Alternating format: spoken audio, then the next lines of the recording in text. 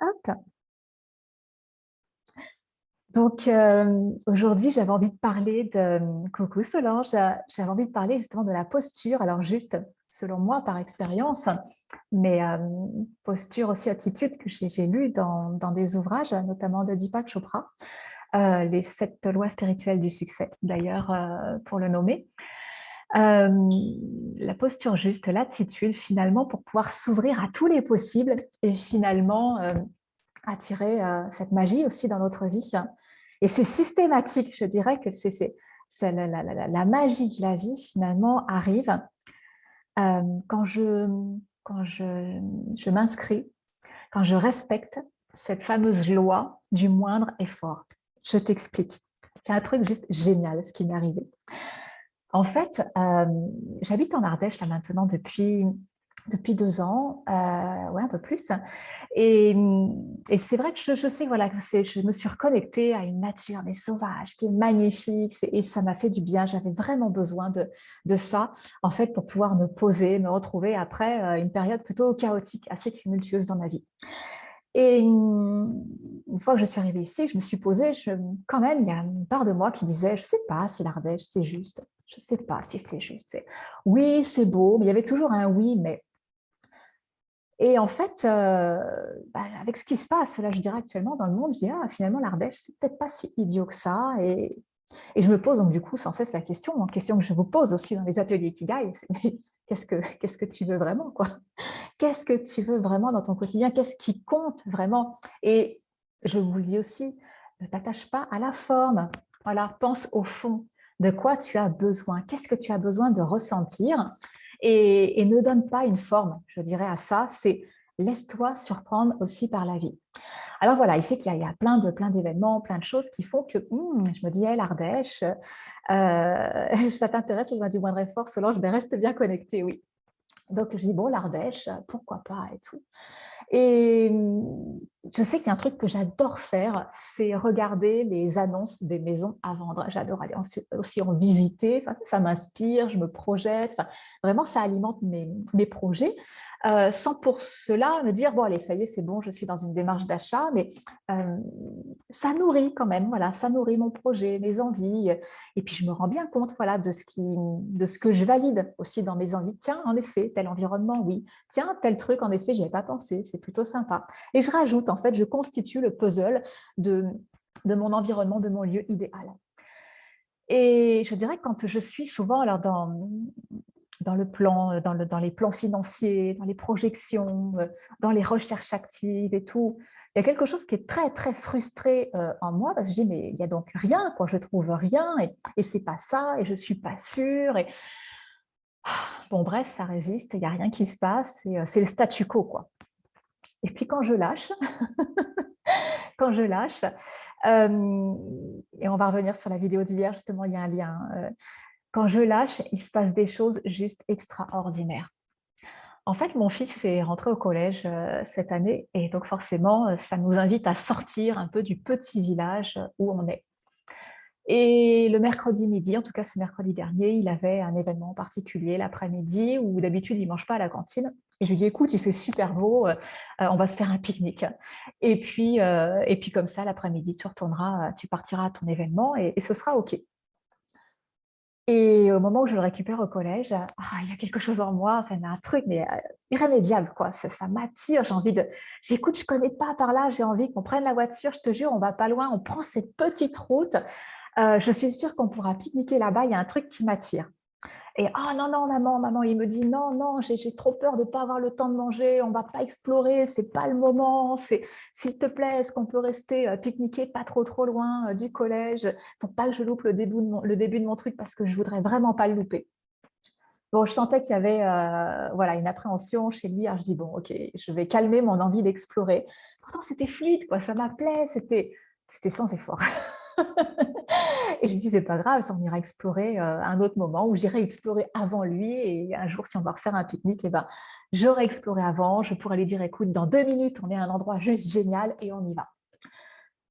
Et bon, ben voilà, le mercredi passe et tout. Et là, dans le week-end, tiens, je replonge dans mon activité favorite, qui est d'aller regarder les maisons à vendre alentour. Et c'est drôle parce qu'il y en a une qui était à vendre depuis quelques temps et c'est enfin, la réflexion mais débile que j'ai eue. C'était la moins chère de toutes. J'ai fait moins cher, qu'est-ce que ça va être cette daube quoi. Du coup je l'ai passé quoi. Je l'ai passé parce que je dis que ça va être cette daube ou c'est quoi l'arnaque ou non non commence à partir d'un certain seuil, sinon tu vas vraiment tomber sur quelque chose de minable.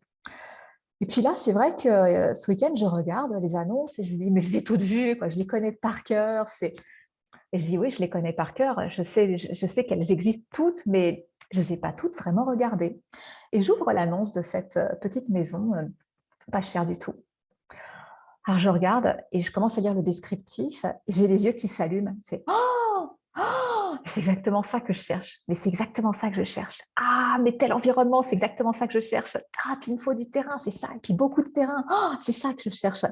Ah, puis tel, et puis voilà, puis tel, je dirais architecture, c'est ah, ça va tellement être le style que je veux développer. C'est, enfin, il y avait en tout cas dans ce petit produit, alors certes des travaux, mais en même temps, je souriais, je riais parce que j'ai fait aucun effort, quoi. Et puis surtout, ce qui m'amusait, c'était surtout ça le plus dingue, c'est que je regarde où cette maison se situe et elle se situe exactement dans un petit hameau qui était au bout de cette rue que j'avais envie d'explorer, quoi, le jour du pique-nique, le midi, avec mon fils. Je dis, c'est fou, il y a quelque chose qui m'attirait dans cette direction, il y a quelque chose qui m'appelait. C'était tellement fort, c'était tellement, enfin, il y avait un côté tellement magique, je dirais, dans ce, à la fois le, ah non, je ne veux pas regarder cette annonce parce que forcément c'est la moins chère, ça va être de la daube. Et puis finalement, pourquoi tout d'un coup, je retourne voir cette annonce, je la lis et puis j'ai les yeux qui s'allument, mais dans tous les sens. Et puis alors, je me projette. Et puis du coup, c'est vrai, avec cette envie quoi, d'aller explorer juste cet endroit, quoi. Il n'y a rien à part ça quoi, au bout de cette rue. Il n'y a rien à part ça. Et puis c'est pareil, voilà, alors tout d'un coup, je suis en train de reconstituer le puzzle. Quelques jours plus tôt, quelqu'un du village me disait, ah, par là-bas, s'il y a bien un endroit où je m'installerais en Ardèche, ce serait vraiment là, ici, sur ce village-là, ce ne serait pas autre chose. Voilà, ce ne serait pas autre chose, c'est vraiment le coin le plus beau. Et il se trouve que c'est à la porte de ce coin qui est le plus beau. Et je me dis, waouh, mais quelle simplicité, quelle fluidité. Et j'ai fait aucun effort. Et j'ai fait aucun effort et ça vient là. Alors du coup, c'est vrai que devant toute cette magie, je commence à creuser sur le hameau, le village, puis toutes les découvertes que je fais, mais c'est tellement en résonance avec mon style de vie, avec qui je suis. Il y a des, il y a des figures, je dirais, historiques qui me parlent, quoi. C'est bon, je regarde ce que j'ai fait aussi dans un métier précédent. J'ai été animatrice du patrimoine naturel et j'ai organisé ce qu'on appelle des balades toponymiques. Les balades toponymiques, en fait, c'est quand on prend la carte IGN, en fait, par exemple, et puis on va regarder les noms de rues, les noms de hameaux, les noms, enfin, tous les noms, en fait, qui existent sur une carte. Et en fait, chaque nom va raconter vraiment une histoire, quoi. Et donc, je commençais à regarder alentour les noms et l'histoire que ça racontait, mais je dis, c'est pas possible, il y a quelque chose qui fait que je devais passer ici. Et je regarde l'armoirie aussi du village, donc le blason et l'histoire qu'elle raconte aussi. Je me dis, ah et je fais aucun effort pour ça. J'ai l'impression que voilà, tout s'assemble, tout s'assemble. Et, et c'est fou parce que, alors là, je le raconte avec, avec cette histoire de maison qu'il va falloir que j'aille visiter, c'est une évidence, hein. Je ne sais pas ce que ça donnera, mais il va falloir que j'aille la visiter. Mais je dirais que toutes les plus belles choses, je dirais tous les plus beaux événements qui me sont arrivés dans ma vie, c'était dans ces moments finalement où j'ai complètement lâché et où j'ai fait le moins d'efforts finalement possible pour que ça se manifeste dans ma vie. Et bien justement, voilà cette fameuse loi du moindre effort dont Deepak Chopra en parle dans son livre Les 7 lois spirituelles du succès. Et, euh, et je voulais vraiment qu'on revienne dessus parce que ma prise de conscience d'hier, où j'étais vraiment dans l'acceptation mais totale de cette fatigue qu'il y avait en moi, qui m'a finalement montré que je n'étais pas forcément en hibernation quoi, et fatiguée. J'étais fatiguée, oui, c'est un fait, mais j'étais plutôt en gestation voilà, de quelque chose, peut-être d'une autre version de moi-même pour finalement actualiser, matérialiser cette nouvelle réalité voilà, que j'étais en train de mettre en place, ma nouvelle réalité. Ah oui, ça demande de l'énergie, beaucoup d'énergie. mais en même temps, sans rien faire, quoi. C'est juste que voilà, il y a un processus d'actualisation et je le sens dans mon corps. Et c'est comme une mue, quoi, finalement. C'est comme une mue. Il faut laisser faire. Et justement, cette loi du moindre effort, euh, il y a, en tout cas, Deepak Chopra l'a décrit à travers trois étapes. Ce que j'aime déjà, c'est que c'est vraiment une loi qui consiste à considérer les, euh, les forces de l'univers comme des alliés, plutôt que de les considérer comme des obstacles toujours à surmonter. Vous savez, le travail est dur. Et je dirais qu'on a une éducation judéo-chrétienne qui nous invite toujours à travailler dur. Hein. C'est pas logique, je dirais, de récolter les fruits d'un travail, ben non, pas travail, les fruits de quelque chose quand finalement ça n'a pas été pénible. C'est toujours la pénibilité qui fait qu'on est payé. Ben, le travail, travail, ça vient du mot latin tripalium, qui est un instrument de torture. Et finalement, c'est à travers cet instrument de torture que l'on recevait un salaire, un salaire. C'est pas très joyeux tout ça, finalement. C'est pas joyeux du tout, même. Et là, donc du coup, c'est vrai que ça semble contre nature finalement de pouvoir être payé ou en tout cas de recevoir une contribution quand finalement c'est fluide, quand on fait presque rien, alors que finalement c'est une loi naturelle du succès. Il suffit d'observer la nature, quoi. Est-ce que les arbres, et moi la nature m'enseigne beaucoup, mais bon, mais depuis finalement tout le temps, j'ai été appelée par la botanique quand je me suis retrouvée dans une voie, un cursus universitaire où je ne me sentais pas à ma place. Mon option botanique finalement m'a sauvée, c'était ma petite bouée. C'est, je dis, oh, bon, il y a une raison pour laquelle je suis là, au moins j'apprends la botanique, au moins je dessine, au moins je suis dehors, je suis au contact de la nature, ça fait sens quoi, pour moi. Mais oui, cette nature, ce monde végétal m'a toujours beaucoup inspirée. Et est-ce que les arbres, finalement, font un effort pour faire pousser leurs feuilles? Non, c'est vraiment c'est la vie quoi, qui agit. Quoi. Est-ce qu'ils font des efforts pour faire des fleurs, pour faire des fruits, pour que leurs feuilles tombent, pour qu'ils se délestent de l'inutile? Non, c'est juste la vie qui œuvre. Et, le cycle quoi, est en route. Et nous, je dirais, on fait partie du vivant. Et on fait partie du vivant et pourquoi finalement on serait externe, je dirais, à cette loi du moindre effort. Apparemment, astralement, on est en mode de renouveau. Solange, tu dis, ah bah oui, c'est clair. Ouais. C'est clair que c'est clair que c'est un grand renouveau. Ouais. Ah, ça secoue la pulpe. Cette loi du moindre effort, en fait, en trois pas finalement, pour pouvoir l'adopter, trois petits pas. Le premier pas, ce serait vraiment d'être dans l'acceptation de tout ce qui est. Et finalement, c'est ce qui s'est passé pour moi. Donc, du coup, là, quoi, dans la semaine, c'est OK, je suis fatiguée. OK, j'accepte. Ah, puis tout d'un coup, j'ai donné du sens aussi à après l'acceptation, parce que ce n'était pas une acceptation réelle. Quoi. En fait, l'acceptation, elle est complète à partir du moment où il n'y a plus de jugement. Quand on est dans l'acceptation, on sort du jugement. Qu'est-ce que c'est reposant? Je ne suis pas en train de dire que c'est facile. Et moi, je me faisais croire que j'acceptais cette fatigue. OK, je suis fatiguée, va dormir. Très bien. Ceci dit, je me jugeais beaucoup. Je dis oui, pendant ce temps-là, tu ne fais pas ce que tu as à faire. Est-ce que ce n'est pas encore une stratégie d'évitement? Tu avais trouvé le momentum et là, tu es en train de lâcher. Coucou Flavio. Donc finalement, beaucoup de jugement sur moi. Et donc du coup, je n'étais pas dans l'acceptation. Mais l'acceptation, c'est véritablement le premier pas à faire pour être dans cette loi du moindre effort. Le deuxième pas, c'est d'assumer sa pleine responsabilité en chaque instant. Alors, elle n'est pas facile, c'est pas facile en fait ce pas-là parce que c'est plus facile quelque part de se poser dans certains cas en victime. Dire oui, mais c'est pas ma faute quand même. Non, c'est quand même pas moi qui ai attiré ce truc-là, ou c'est quand même pas moi qui ai créé cette situation, ou enfin, qu'est-ce que j'ai fait pour mériter ça? Et là, on se pose en victime. Alors que finalement, quand on assume sa pleine responsabilité, alors c'est Martin Latulippe, mon mentor depuis des années, qui dit responsabilité, et le mot anglais est très joli parce que c'est responsibility, c'est l'habileté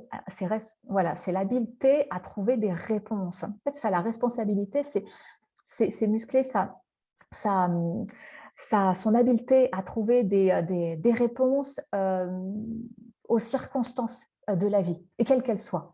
Donc, en fait, quand je parle de créativité, hein, je dis toujours, mais développons notre créativité. Notre créativité, ce n'est pas simplement une pratique artistique. Notre créativité, c'est en effet, c'est trouver des solutions. C'est sans cesse trouver des solutions. C'est alors pas exclusivement quand on est face à une difficulté, à un challenge, à un problème. C'est ouais, ça peut être aussi inventer, innover, et c'est très plaisant d'inventer et innover. Mais c'est ça, assumer sa responsabilité, c'est vraiment muscler notre habileté à répondre à toutes les circonstances de la vie. Ça, c'est le deuxième pas. Et donc, ça implique de sortir dans la victimité aiguë. Le troisième pas, c'est d'arrêter, pas facile ça non plus, c'est d'arrêter de vouloir avoir raison. Arrêter de vouloir avoir raison.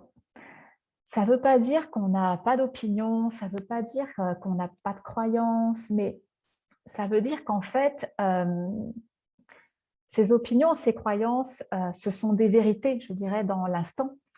Et que et ben, si on est dans l'acceptation, vraiment, on peut être en capacité d'accepter l'autre tel qu'il est, avec ses croyances, avec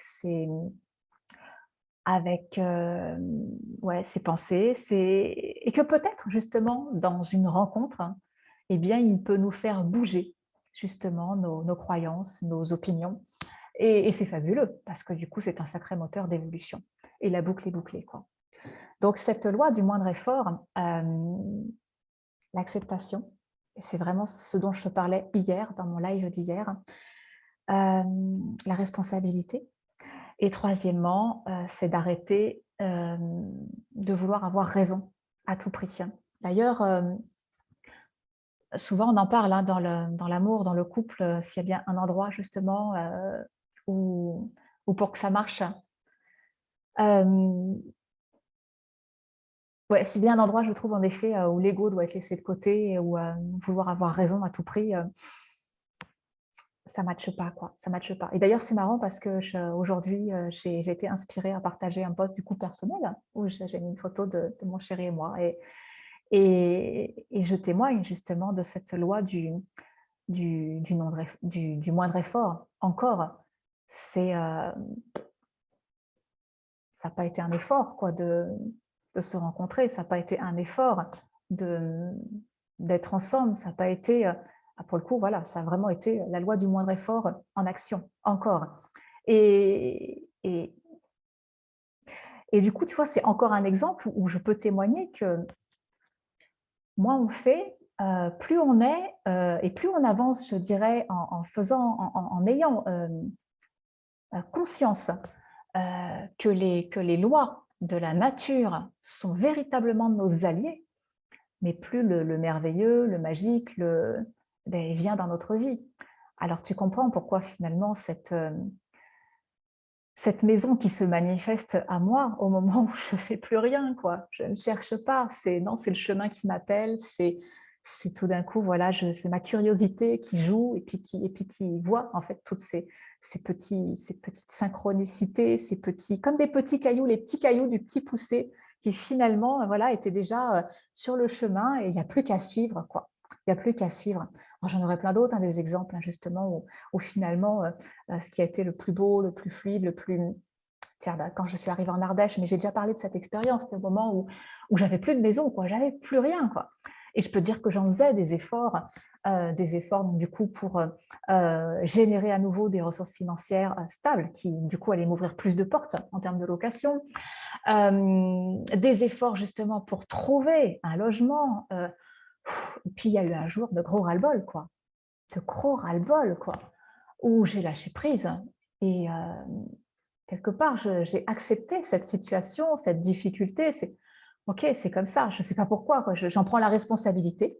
Voilà, c'était le deuxième pas, hein, responsabilité, j'en prends la responsabilité. Qu'est-ce qui en moi finalement génère toujours cette difficulté, ce besoin de travailler dur, de faire tant d'efforts? Pourquoi? Et donc acceptation, responsabilité, et puis alors arrêter de vouloir avoir raison, c'est aussi en effet me dire, bon, les forces de la nature, il faut qu'elles soient mes alliées là, il faut qu'elles soient mes alliées. Et j'ai simplement du coup demandé à la vie, à la nature, à Dieu, tu l'appelles comme tu veux, pensant, mais qu'est-ce qu'il faudrait pour que je puisse trouver un endroit où me poser, un endroit paisible, une maison entourée d'arbres et de lavande. Et moins de 24 heures plus tard, au moment où je lâche, c'est-à-dire je ne cherche pas, une personne de mon entourage, de mes connaissances, qui me dit: «Oh tiens, on m'a dit que tu cherchais une maison, regarde, il y a cette petite annonce, je ne sais pas si tu l'as vue, elle se situe dans un petit village qui s'appelle Darbre». Et il se trouve que j'ai visité, ça s'est passé. C'était juste géant, ça correspondait tellement à ce dont j'avais besoin. Et c'était un petit chalet, c'était le chalet bleu lavande. J'avais demandé, juste avant, moins de 24 heures plus tôt, une maison entourée d'arbres et de lavande, paisible. Ben, ils osaient, loi du moindre effort. Voilà, j'en ai des tonnes des histoires comme ça à te raconter. Donc voilà, je vais vous lire un petit peu, Flavio. Oui, c'est la fluidité qui marche, mais tellement. Tu viens de faire une méditation de groupe, un homme à 10. Oh, ça devait être puissant, ça. Peu d'énergie dépensée. Du coup, je lis les commentaires à l'envers. Il y aura peut-être des non-sens. Ça va être peut-être rigolo aussi. Moindre effort, équilibre. Oh oui, le couple. Ouais. Ah ouais. Alors, tu me taquines. Qu'est-ce que tu disais avant? Je suis le meilleur, donc j'ai raison. Ouais, mais je sais que tu es taquin. Jean-Bernard, oui, exact. Alors, je ne sais pas à quoi tu dis oui, exact, hein, si ça te parle, ce que j'ai partagé ce soir. Ou peut-être que tu dis oui, exact à quelqu'un d'autre. La victimite aiguë, Flavio, j'adore cette maladie, la victimite aiguë. Ouais. Oui, et si tu taquines encore, évidemment. Sans cesse trouver le meilleur dans sa vie, celui de faute, culpabilité.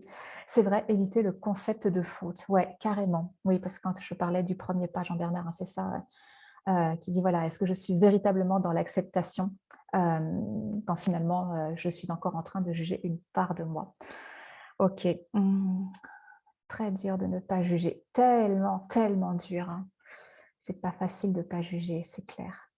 C'est clair. Voilà, je crois que j'ai fait le tour de vos commentaires. En tout cas, merci pour votre présence. Qu'est-ce que vous retenez de ce que j'ai partagé ce soir? Tiens, quelque chose que je vais prendre l'habitude de vous demander. Qu'est-ce que vous retenez, peut-être en un mot, de ce que je vous ai partagé là maintenant, ce soir, dans cette prise de conscience sur la posture juste, pour moi, adaptée pour s'ouvrir au possible et finalement accueillir toute cette magie dans notre vie. Donc là, à travers certaines expériences, mais expériences au pluriel. Voilà, je vous laisse avec ça, partagez si vous avez envie en commentaire. Et puis, je vous dis à demain pour une nouvelle prise de conscience, un nouveau partage. Je ne sais pas quelle saveur ça aura. Vous voyez, moi, je le vois. Hein, depuis que j'ai accepté d'être fatiguée, je sens que mon énergie est revenue. Alors, où je le vois, que j'ai une petite cerne et tout, puis, de toute façon, voilà, je ne triche pas, je n'ai rien du tout. Voilà, pas de make-up, no make-up. Mais c'est OK, quoi. C'est OK. Par contre, je sens, voilà, dans l'énergie, dans la voix, il y a quelque chose qui revient et c'est magique, l'acceptation quand même. L'acceptation vraie, véritable, sans jugement. C'est OK. Allez, on se fait tous un petit bisou. On s'aime, quel qu'on soit, dans quelle énergie on soit. Et on n'hésite pas, voilà, à se le dire, à se le redire tous les jours.